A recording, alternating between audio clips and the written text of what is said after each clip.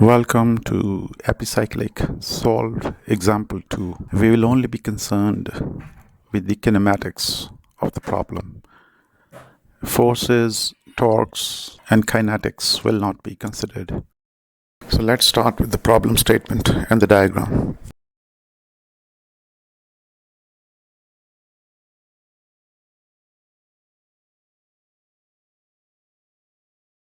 The quantity of gear teeth each gear has is shown next to its label.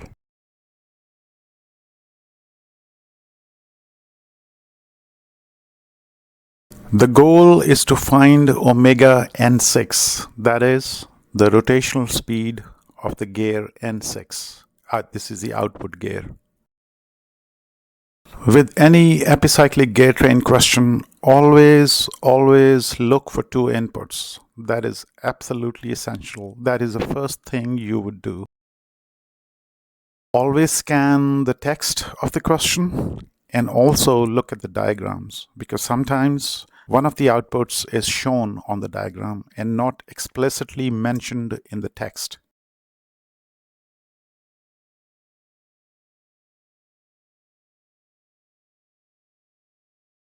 It is good practice to redraw the diagram, label all the gears, and note down the number of teeth each gear has.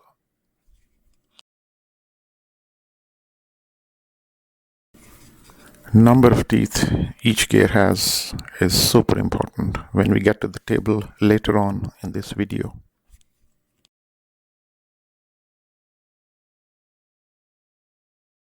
As mentioned before, that is the first thing you should do. Look for two inputs. So in this case, we have the gear N2 that rotates at 132 RPM. The second one is shown on the diagram, that is gear N7, that is held fixed, frozen, or locked. Therefore, its rotational speed will be 0. And as a result of these two inputs, we have to find the output rotational speed of gear N6.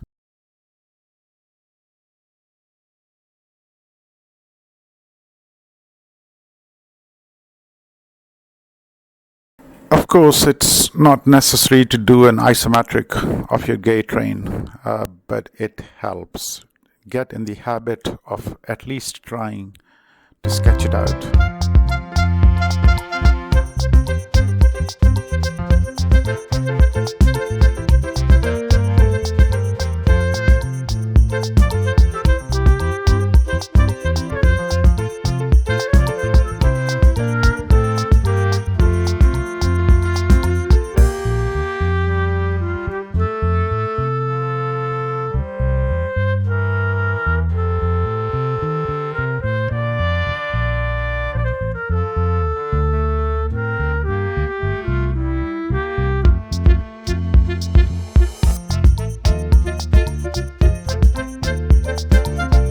The table is the star of the show. I have reduced the act of populating the table to a mindless drill or an exercise that you can carry out regardless of how simple or complicated the exam question is. This is precisely why I have intentionally left out the headings of the columns, and I want you to do the same. If you do the table the way I do it, you will see that it will seamlessly guide you to the solution you're looking for. So first, we will witness the table being populated at high speed to get an overview.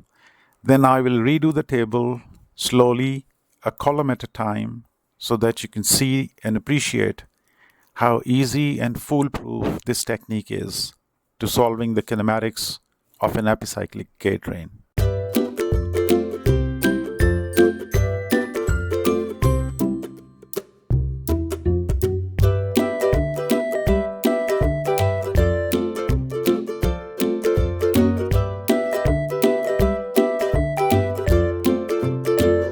You will enjoy the journey.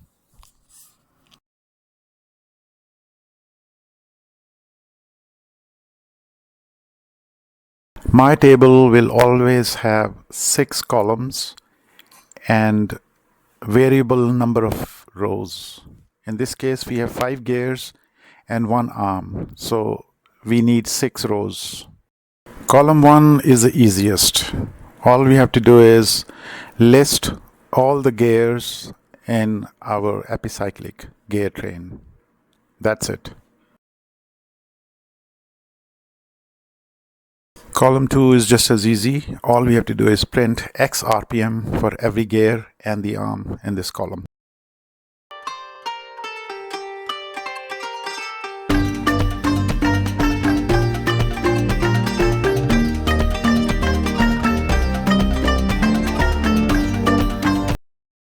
Column 3 is where all the action happens. To be able to do column 3 correctly, we just have to remember 3 things. First thing, we must turn our epicyclic gear train into an ordinary gear train. And we do that by locking the arm. Second, ignore the 2 inputs stated in the exam question. Third and last thing, in this ordinary gear train that we've just created, give gear N2 Y RPM, calculate the resulting speeds of all other gears and enter them in the table.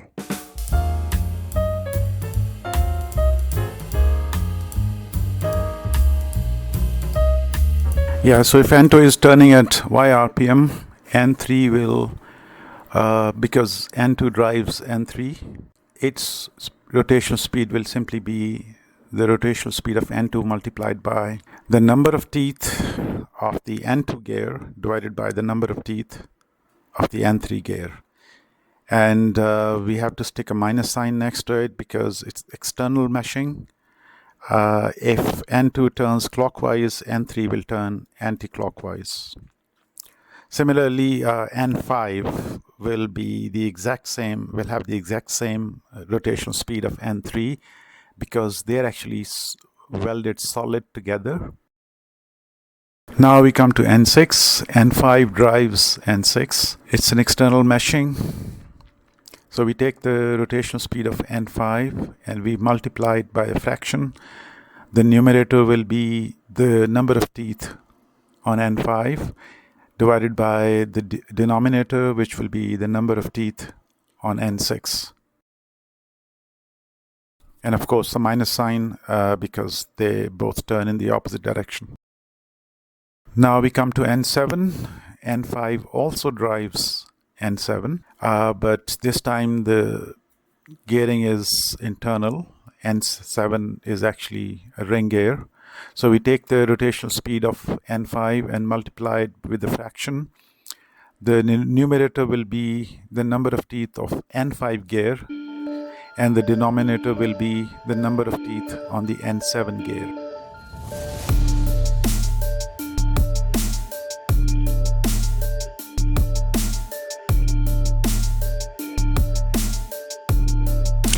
So before moving on to column 4, we will simplify the fractions in column 3 to make them look nicer.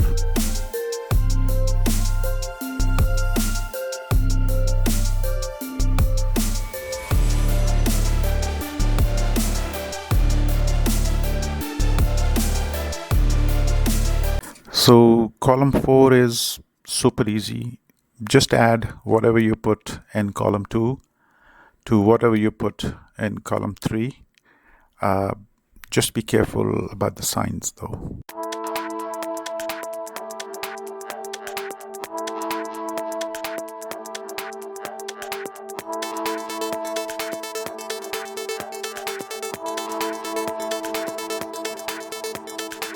Column 5 is unbelievably easy. All we have to do is print equal sign. The reason for this will become very clear very shortly.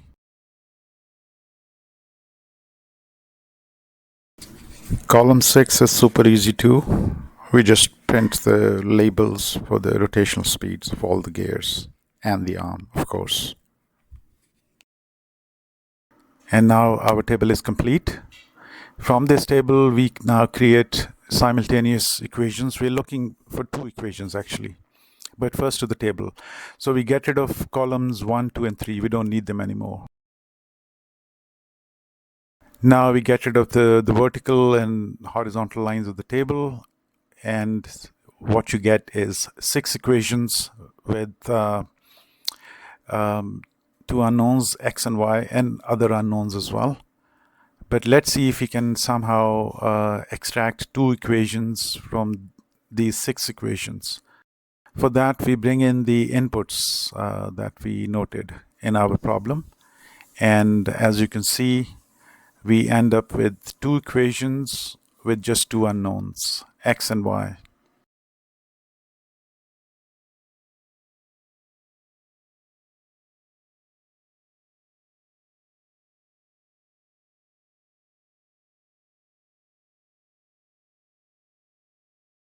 And from here, it's very easy to find the values for x and y.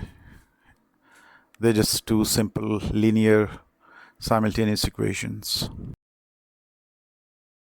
Now that we know the values of x and y, we go back to our set of 6 equations and we find the answer we are looking for. We just plug in the values of x and y and we end up with rotational speed of gear N6. The answer is 160 RPM clockwise.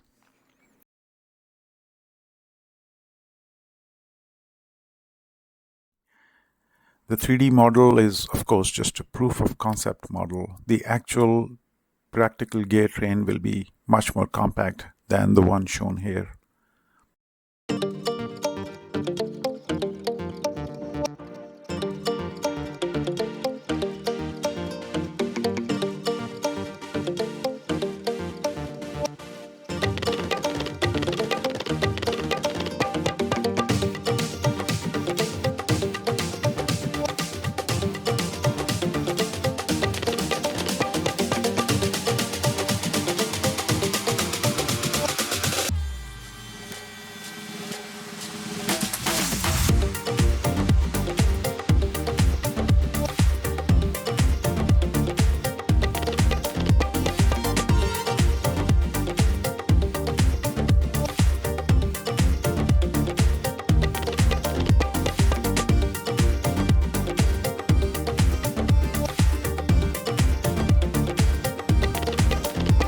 And thank you for hanging around. If you like the video, please do remember to comment, share, and subscribe. Thank you.